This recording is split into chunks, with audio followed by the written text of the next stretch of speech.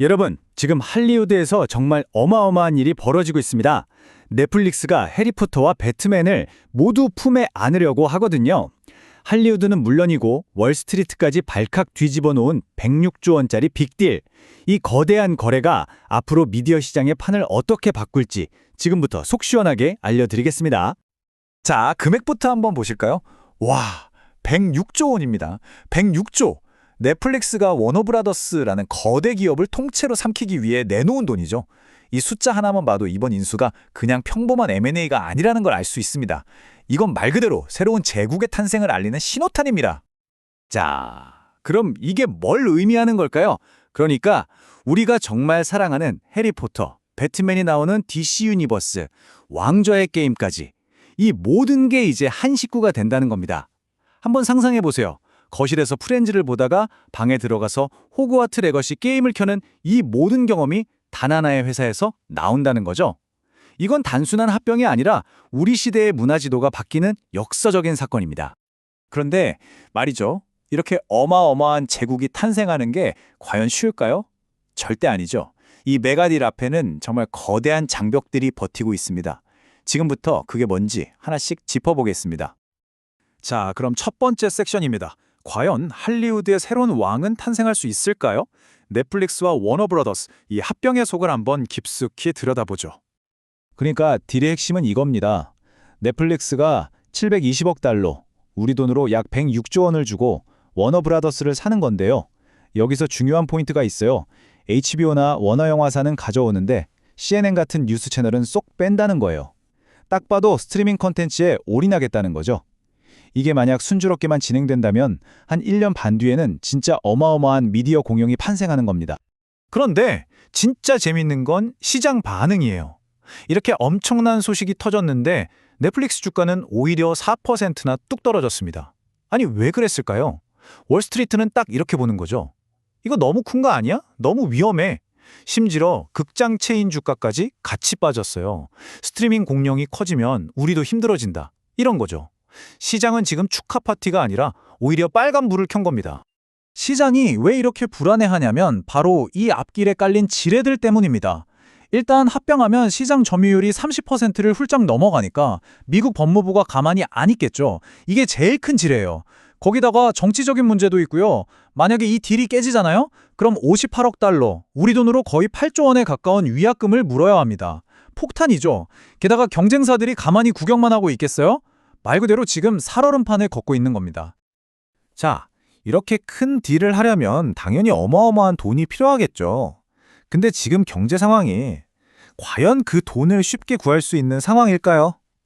그래서 두 번째 파트에서는 이 메가딜을 둘러싼 더 큰 그림, 바로 지금 경제 환경, 연준의 인플레이션 테스트를 한번 들여다보겠습니다. 연준의 마음을 읽으려면 우리가 꼭 알아야 하는 단어가 있습니다. 바로 PCE, 개인 소비 지출 물가 지수라는 건데요. 쉽게 말해서 연준이 금리를 결정할 때 가장 중요하게 보는 건강검진 결과표 같은 거라고 생각하시면 돼요. 이 숫자를 보고 경제가 건강한지 아닌지 판단하는 거죠. 그래서 최근에 나온 이 PCE 결과표를 보니까 2.8%가 나왔습니다. 연준이 바라는 건 2%인데 아직 좀 높죠.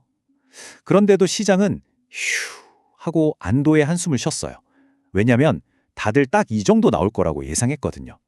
그러니까 와, 좋다 이건 아니지만 최악은 아니네. 딱 이 정도 느낌인 거죠. 아직 안심하긴 이릅니다.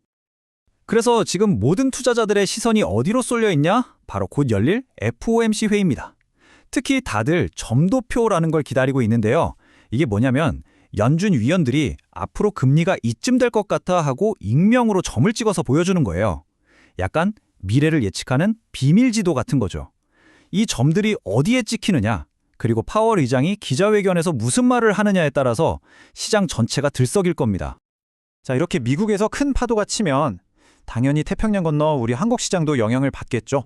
그럼 지금 국내 시장에서는 어떤 일이 벌어지고 있을까요? 누가 웃고 있고 누가 울고 있는지 한번 들여다보겠습니다. 이 표를 보시면요. 지금 기술주를 둘러싼 불안감이 얼마나 큰지 바로 알 수 있습니다. 공매도라는 게 있잖아요. 주가가 떨어져야 돈을 버는 그 공매도 자금이 삼성전자랑 SK하이닉스 이 두 회사에만 무려 20조 원 넘게 쏠렸습니다. 이건 그냥 AI 붐이 곧 꺼질 거품이야 라고 생각하는 세력이 정말 막강하다는 걸 보여주는 거죠. 그런데 정말 신기하게도 시장의 다른 쪽에서는 완전 정반대의 일이 벌어지고 있어요. 바로 건설주인데요. 보세요.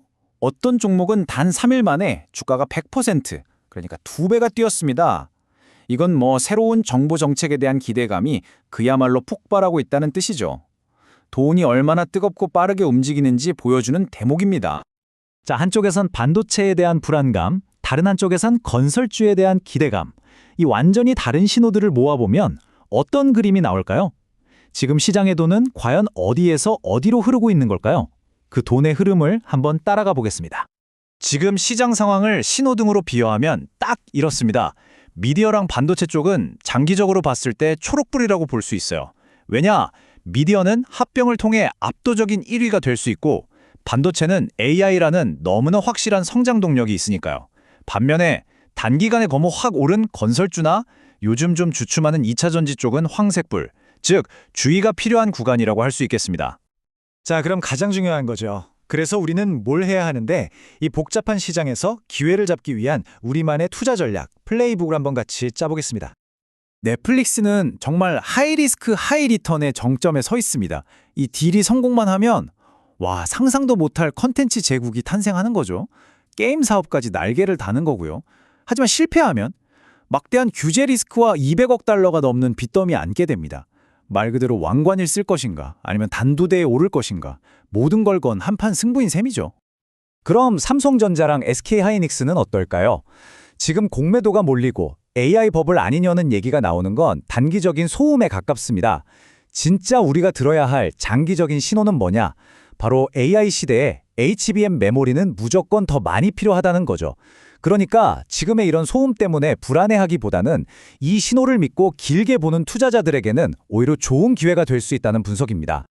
정리해보면 지금 시장은 거인들의 싸움터입니다. 한쪽에서는 새로운 미디어 독점은 안 돼! 라고 외치는 규제 당국이 있고요. 다른 한쪽에서는 끈질긴 인플레이션을 잡겠다는 연준이 버티고 있죠. 또 다른 곳에서는 AI 붐이냐 버블이냐를 두고 엄청난 힘겨루기가 벌어지고 있습니다. 이 거대한 힘들이 부딪히는 이 싸움의 끝에서 시장은 과연 어디로 향하게 될까요? 그 답은 어쩌면 이 시장을 지켜보는 우리들의 손에 달려 있을지도 모르겠습니다.